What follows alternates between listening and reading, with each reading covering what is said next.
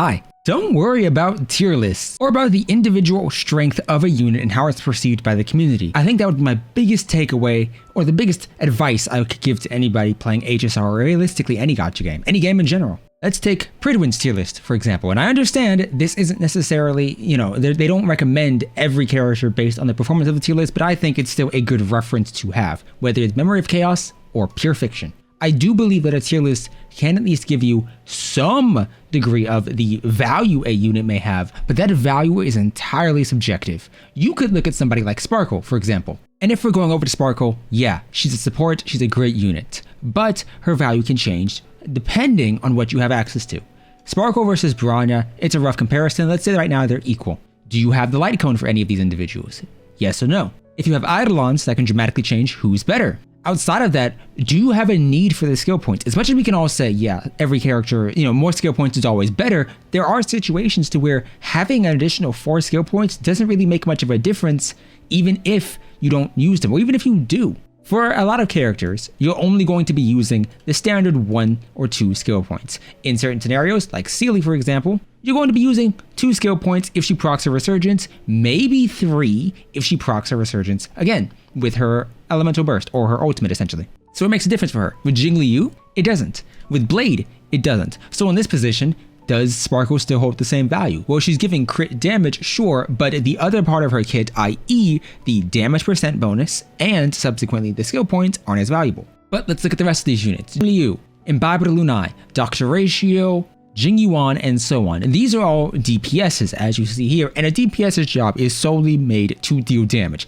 And in one circumstance, on one hand, you could outright say Jingliu and Imbibed Lunai are exceptional characters, but let's also consider this. If we're comparing these two directly, Imbibed Lunai has great damage, but he also consumes more skill points. So then the question is he rated S+ tier because Sparkle exists now? Because if that is the case, you're looking at a situation to where to get this character to reach this ranking on a tier list, you have to get another 5-star. That isn't exactly reasonable, whether that be for free-to-plays or for individuals who are just starting the game out. My personal belief is that you can have, I'd say, about 4 stages or 4 tiers for a tier list. S could be absolutely broken, these characters are amazing. A, they're above average.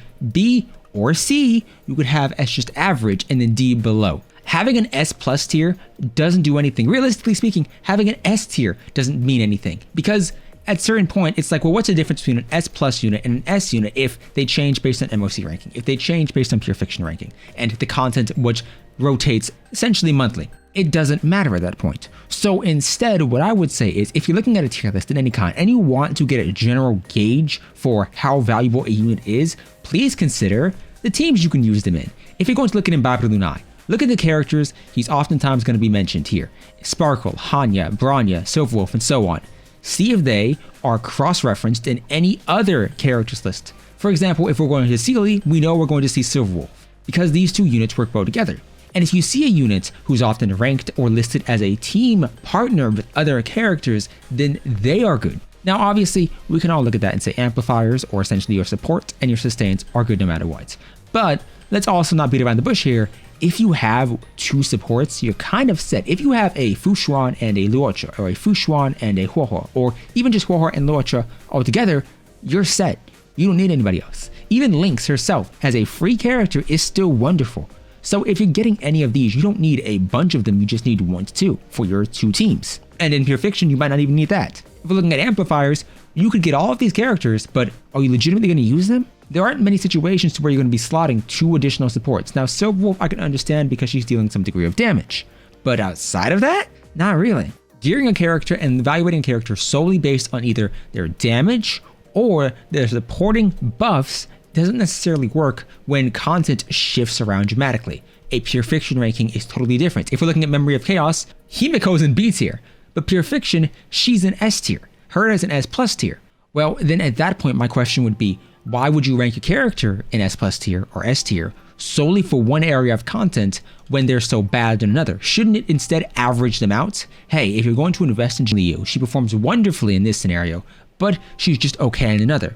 Well, that just makes her above average, because she's not exceptional in both regards. Whereas in this instance, we're seeing Black Swan perform wonderful MOC and good in Pure Fiction. But if we're looking at Sparkle and Ruan Mei, They both perform at S+ levels according to Pridwin in both categories. So in that point, in that position, they could be comfortably ranked in whatever stage they want, S+, S, A, doesn't matter, because they are individual units you are getting significant value out of no matter what type of content you're gearing them for. If you're going through and you're looking at units and you're trying to evaluate them solely based off what the tier lists say or what content creation says, whatever, what you're going to end up with is always chasing the highest and strongest DPS. Jingliu, from Blade, from Imbiber Lunai, all the way down here, from Jingyuan to Sealy, Kafka, and Black Swan, and so on. And whilst, yes, on one hand, raw damage is important, it's not everything. It's not the be-all end-all. You can have individual teams. You can have standard band units excel. A lot of it is dependent on the supports you're using, whether that be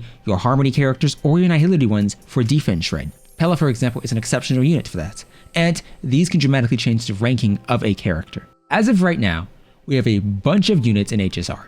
And the only units I could comfortably say are a good value pool for your account would be 1 to 2 Harmony characters. And even then, if you get a Bronya on any 50-50 loss, you only would want one other Harmony unit. And you can make a case that just a Ting Yun is perfectly fine. You could only fit 4 characters on a team. And yes, variety is exceptionally good. Having more characters to pick from is wonderful, but you aren't going to use a bunch of these DPSs. So in that aspect, don't worry about the DPS. If you're going for DOT teams, then you kind of know what you're building out for. But in terms of supports, you just need 1 to 2, and you're perfectly fine at that point. So don't worry about where your character, whether they're your favorite, whether they're your former main, whether you're a Sealy main, whether you're a Jingliu main or a Jingyuan main, don't worry about their current ranking, because let's all be honest here, their ranking shifts depending on the buff and MOC.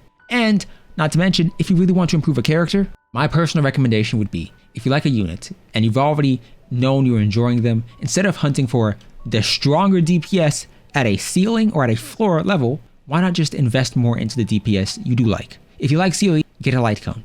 Or maybe go for a support, go for an attack buff or a defense shred buff. Because these things aren't necessarily just individual costs that you're saving as opposed to going for a new unit and building them up, but they're also going to allow you to use the character you enjoy more. You can focus on DPS, on that one DPS, but if you hate them, if all you're doing is chasing the biggest number, you're going to be chasing the next character, and the next character, and the next support, and the next support, and then eventually you're going to have an entire roster full of units you don't ever use. So don't listen to tier lists. They're kind of misleading, especially if they have a bunch of unnecessary tiers.